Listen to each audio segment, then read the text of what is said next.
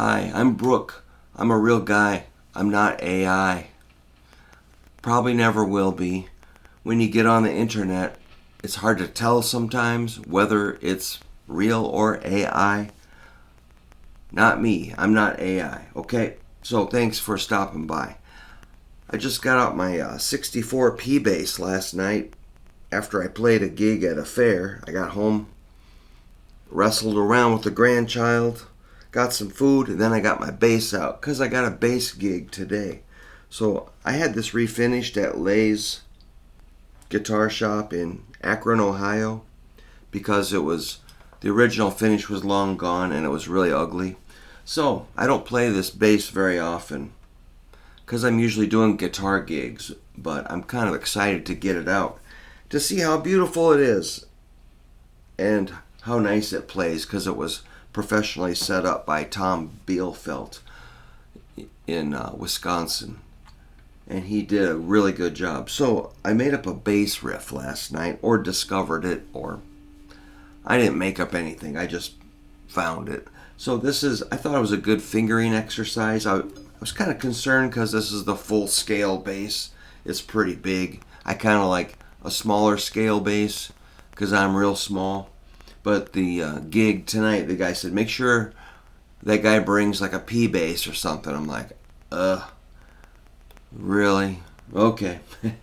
This thing's kind of heavy. It's like a 3-hour gig, and I'm getting to be kind of old. So here we go. This is the riff. I was just seeing if my hands work. And that's the riff. Pretty simple.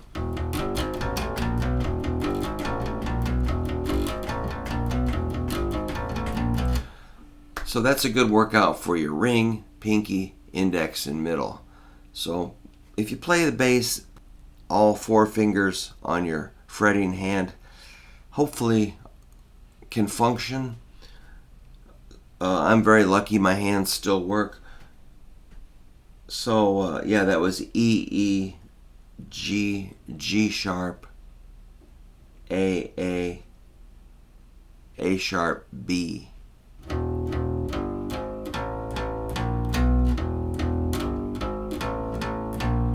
So I think that would be very chromatic there, like.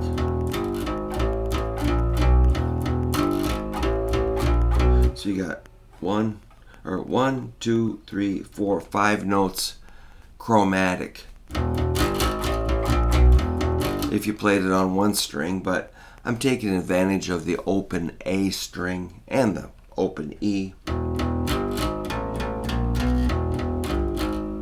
So when I press down, I'm really hitting this kind of, not the tip, but this flat pad of my finger.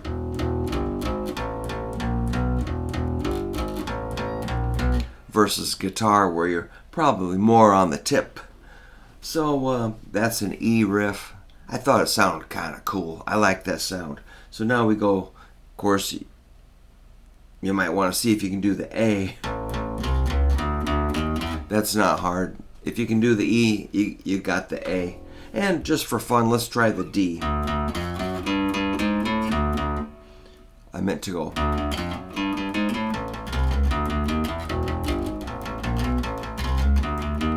So I might use that tonight in a song, because we're just going to play some old rock and roll stuff. And I'm going to improvise and have fun. But what if you had to go to the B riff? I wonder what that would look like.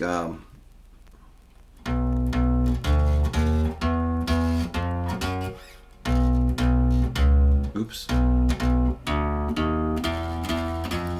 That'd probably be the easiest way to go. Oops. That's it. Had to think a little bit.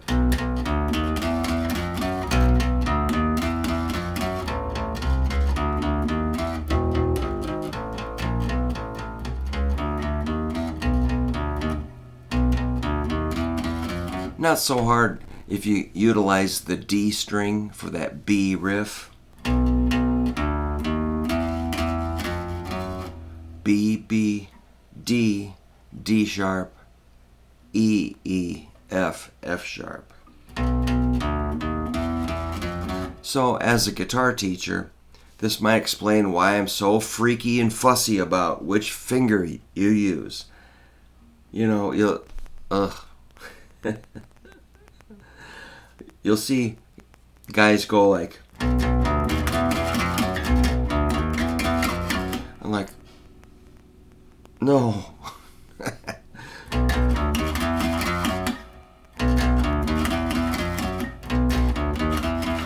Maybe as an exercise, let's pretend that 3 of your fingers got removed and see if you can still play with 1 finger. You can play a game like that if you want to, or fine, try it, but come back to try to use 4 fingers on 4 frets. So like up here, what am I doing?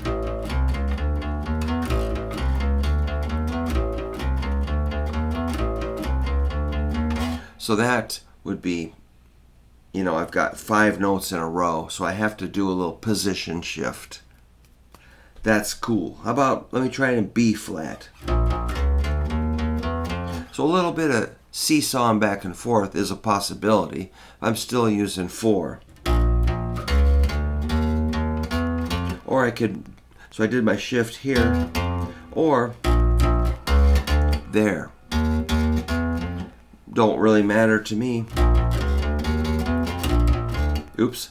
Yeah, it does.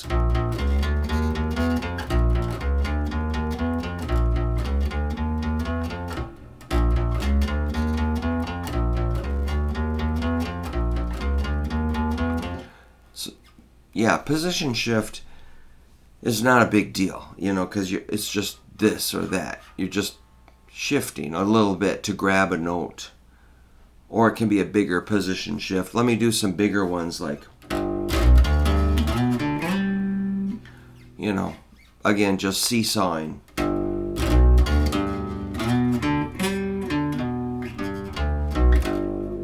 I like to do those arpeggios.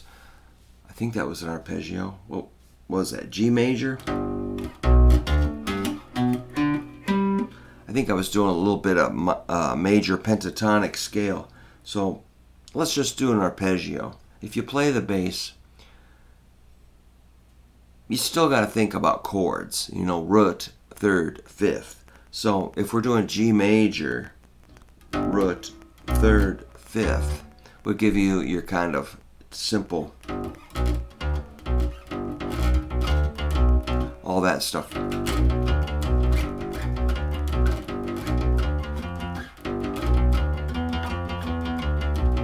That'd be getting a little more complex with my formula when you had a 6th and a flatted 7. I think that's a 13th chord. I think. So that dumb old riff is pretty sophisticated. But as far as like a G major chord moving up, root, third, fifth, root. Where am I? Third, fifth, root.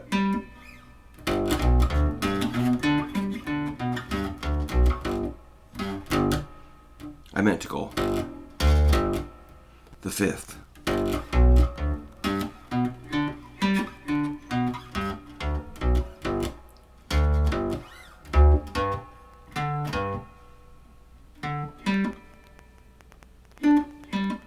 So those are like G major.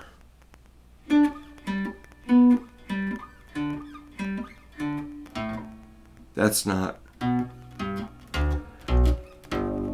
So if you make a mistake, you can say, hey, that doesn't fit in the chord formula. I hit like a, what'd I hit? A 6th? Yeah, I don't know. No, a 2nd, whatever. I hit something outside of the G major chord, which again is root, third, fifth, G, B, D. I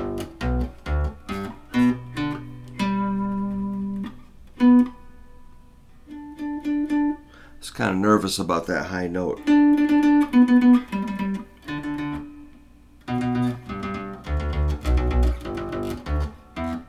Oops, there's a 6.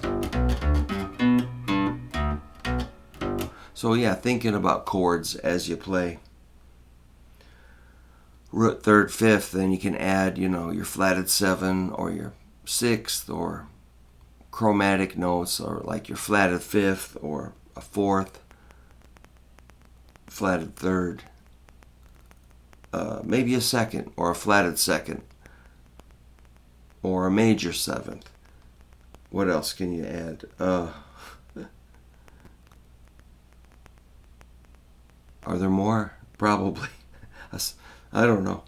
But yeah, these are the makeup of a chord. If you look at my chord book, it's got some chord formulas in it. You know about my chord book. All right. I'm not going to try to sell it, but they are available. Page 44 has a bunch of chord formulas. Major, minor, and dominant 7. Those are the 3 big categories I think about. So let me just give the top of each of the 3 categories. Major, root 3rd, 5th. Minor is root flatted 3rd, 5th. Dominant 7, root 3rd, 5th, and flatted 7.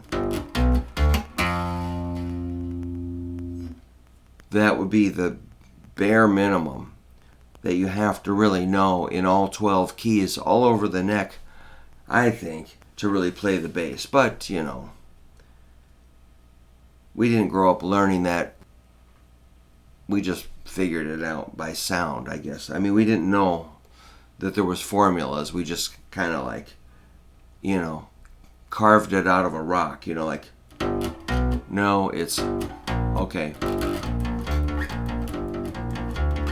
Not major, but minor, or then you just add the note by ear, which is very tedious. Not everybody can do that. So if you have a formula, maybe you can at least calculate what you need.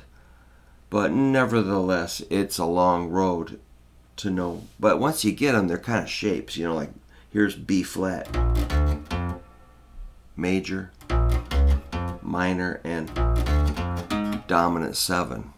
Here's E flat, major. See how they're kind of the same? Here's minor and E flat, dominant 7. And then, you can find those notes other places, like, oops, no, that was not right. This is what I want. So I can put that flatted 7 down here. Versus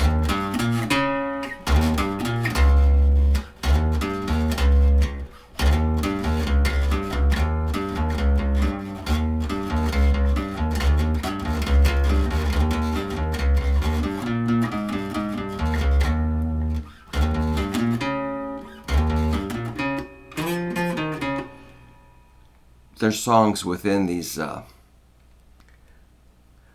formulas. All the songs live in those formulas. So, people are like, "Hey man, I don't want to talk about that funny stuff. I just want to learn a song." I'm like, "Yeah, I know." But the formula's going to make it a lot easier to understand what you're playing. But yes, it's tedious. So, yeah, I would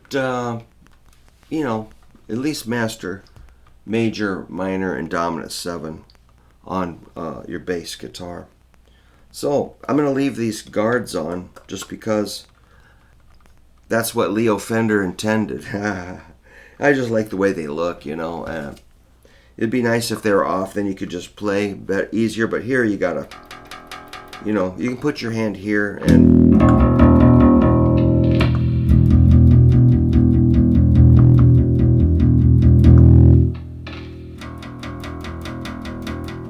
or here.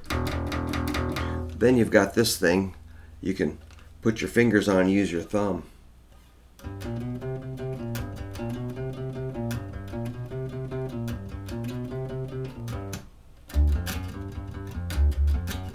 And They used to have, I think on a jazz bass, it'll have a little perch here so you can put your thumb there and use your fingers here. Whatever, man. You don't really see these on basses that much anymore. And neither with these. Whatever. So I'm pretty excited. I'm glad this thing still works. It's been sitting for a while. I haven't recorded with it. Haven't done a gig with it in years. So I'm kind of excited to play it today. So I better get ready and do the gig, man. Alright.